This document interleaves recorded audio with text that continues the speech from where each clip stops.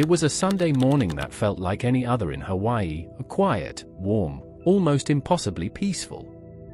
The sun had barely begun to rise over the mountains, casting soft gold across the calm waters of Pearl Harbor.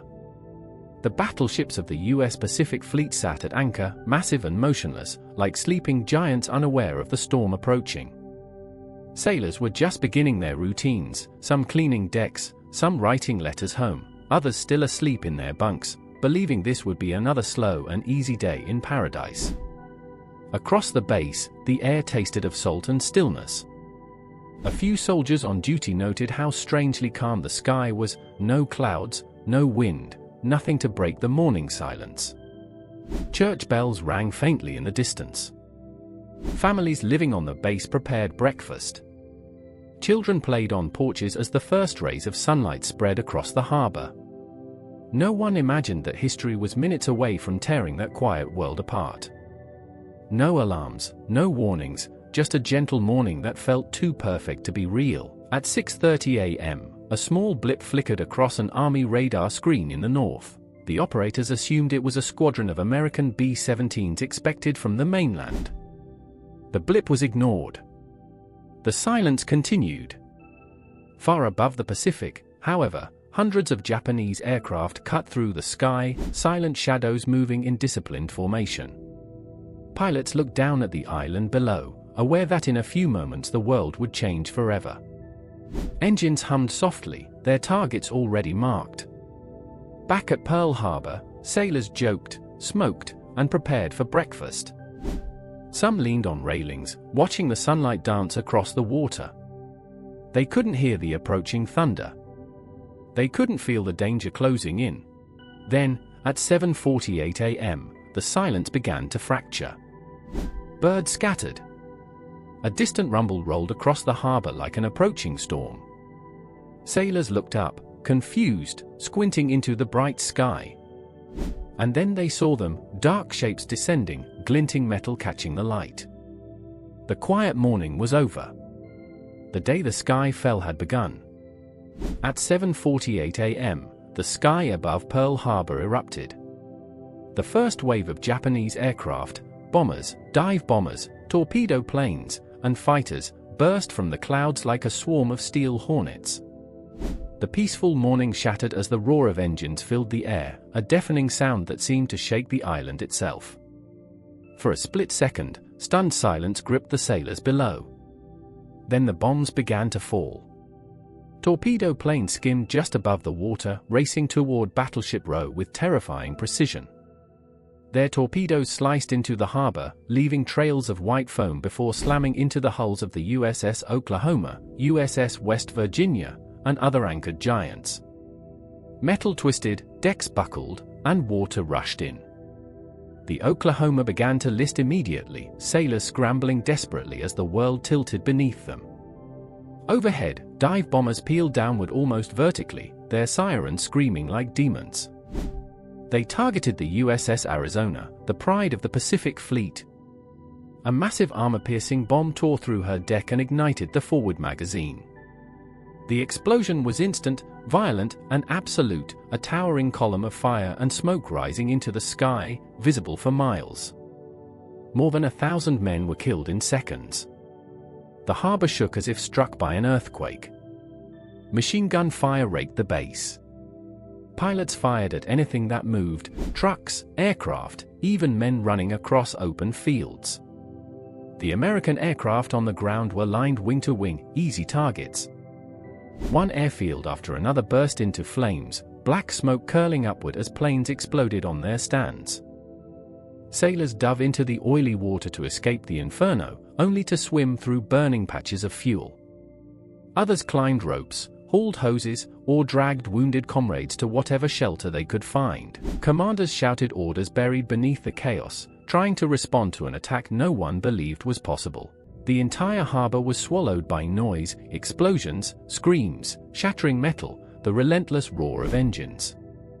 The first wave lasted only minutes, but to those on the ground it felt like an eternity. A peaceful Sunday morning had transformed into hell from the sky, and the nightmare was far from over. Battleship Row, once the proud spine of the U.S. Pacific Fleet, became the center of devastation as the Japanese onslaught intensified. The great battleships lay moored side by side, silent and unprepared, their crews caught between disbelief and chaos as the sky darkened with enemy aircraft. Within moments, the calm surface of the harbor transformed into a boiling cauldron of smoke, flame, and shattered steel. The first torpedoes struck with brutal accuracy. The USS Oklahoma took multiple hits along her port side, each explosion ripping open her hull like paper. Water flooded in faster than the pumps could fight it. Her massive frame rolled to the side, capsizing in just minutes. Sailors trapped below decks pounded on the overturned hull, desperately hoping rescuers would find them in time. Some were saved. Many were not. Beside her, the USS West Virginia suffered a similar fate, torpedoes tearing through her armor, fires erupting across her decks. Yet her crew fought back with astonishing resolve, sealing watertight compartments and manning guns even as the ship sank lower into the harbor mud. Smoke covered everything, blurring reality into a nightmare of flame and metal. But the most catastrophic blow fell upon the USS Arizona. Dive bombers singled her out, and when an armor-piercing bomb pierced her forward deck, it ignited the ship's magazine. The resulting explosion was apocalyptic. A fireball shot hundreds of feet into the air, a roar that echoed across Oahu. The ship was split open, engulfed in flame within seconds, killing over 1,000 men who never had a chance to escape. The blast shook nearby vessels and sent shockwaves across the harbor. The USS Maryland, Tennessee, and California were hammered by bombs and debris. Their crews scrambled across scorching steel, dragging wounded shipmates to safety while returning fire at the attackers overhead. Anti-aircraft shells burst too low, too late, but they showed the determination of sailors who refused to surrender their ships without a fight. Fuel oil spilled from ruptured tanks, spreading across the water in thick black pools that caught fire. Flames danced across the harbor's surface, trapping men in burning slicks as they tried to swim to shore. Rescue boats weaved through the inferno, pulling survivors from the grip of death while dodging falling debris and machine gun strafing. Battleship Row, once a symbol of American naval strength, had been transformed into a landscape of ruin. Towers collapsed, decks twisted, masts fell. Smoke blotted out the sun. The pride of the fleet lay burning, sinking, and broken. In less than an hour, the Pacific Fleet's backbone had been shattered, and the world had changed forever. Amid the chaos, when the sky rained steel and fire, individual acts of courage cut through the darkness like sparks of light. Pearl Harbor was a battlefield of confusion, but it was also a stage where ordinary sailors, soldiers, and civilians became heroes in the most unforgiving moments of their lives.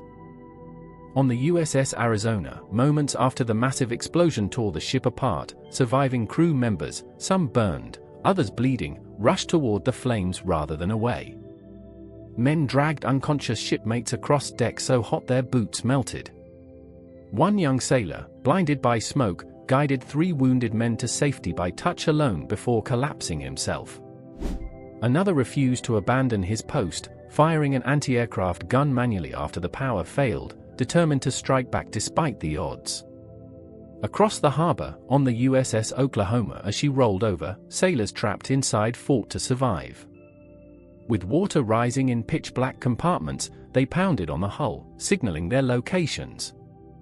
Outside, rescue teams leaped onto the capsized ship under continuous air attack, using blowtorches to cut through steel while bombs fell around them. They worked for hours, saving dozens who would have otherwise drowned in the dark.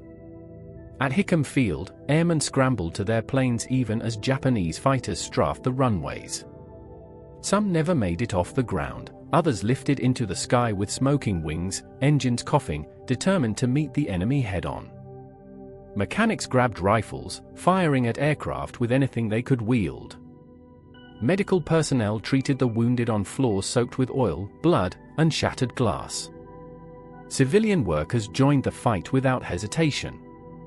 Firefighters drove straight into areas engulfed in explosions, their trucks rattling under machine gun fire. They battled burning fuel pools that threatened to turn the harbor into a giant firestorm. Nurses transformed mess halls into emergency wards, comforting dying men who asked them to write final messages to loved ones. On the USS Nevada, the only battleship to get underway during the attack, sailors pushed the ship forward despite bombs hammering her decks. Even when the order came to deliberately beach the ship to prevent her sinking in the channel, the crew stayed at their posts, guiding her to shallow waters under a hail of gunfire. Everywhere at Pearl Harbor, men and women made impossible choices in seconds, choosing duty over safety, courage over fear. They weren't thinking of glory or history. They were thinking of each other. And in that brutal morning, when the sky fell and the harbor burned, their courage became the one thing the enemy couldn't destroy. When the last bombs fell and the smoke drifted across the shattered harbor, America woke to a new reality. Radio stations across the country interrupted Sunday broadcasts with frantic bulletins: Pearl Harbor has been attacked. Families froze in their homes, listening in disbelief as reporters described burning battleships, rising casualties, and a Pacific fleet brought to its knees. Shock spread faster than the news itself. The nation, still recovering from the Great Depression and largely focused on staying out of foreign wars, suddenly found itself thrust into the center of the world's greatest conflict. The morning after the attack, millions gathered around radios, schools closed early, factories halted, and silent crowds filled streets from New York to Los Angeles. Rumors circulated: an invasion of the West Coast, German involvement, sabotage from within. Fear and anger blended into a single national emotion: outrage. On December 8, President Franklin D. Roosevelt addressed Congress. His voice was steady, but the words carried the weight of a wounded nation. Yesterday, December 7, 1941, a date which will live in infamy. The chamber fell silent. Those words marked the moment America crossed a threshold it could never return from. Within hours, Congress voted for war with near-unanimous support. Isolation was dead. The United States was now fully committed to the global fight. Across the country, recruitment offices were overwhelmed. Young men lined up around the block, some barely old enough to serve, all driven by a mix of fury and duty. Women stepped into factories, offices, and shipyards, transforming the workforce almost overnight. Industrial giants began converting assembly lines into war machines, cars into tanks, typewriters into guns, tractors into aircraft engines. The attack had been meant to cripple America's spirit, but it ignited something far more powerful: unity. Political disputes faded, regional divides blurred, and for the first time in years, the country felt truly united under one purpose: victory. Newspapers printed stark images of the devastation, inspiring millions to buy war bonds, donate supplies, and support soldiers heading overseas. The nation had awakened, shaken but resolute. Pearl Harbor was no longer just a place; it became a symbol, an enduring reminder of vulnerability and resilience, of tragedy and determination.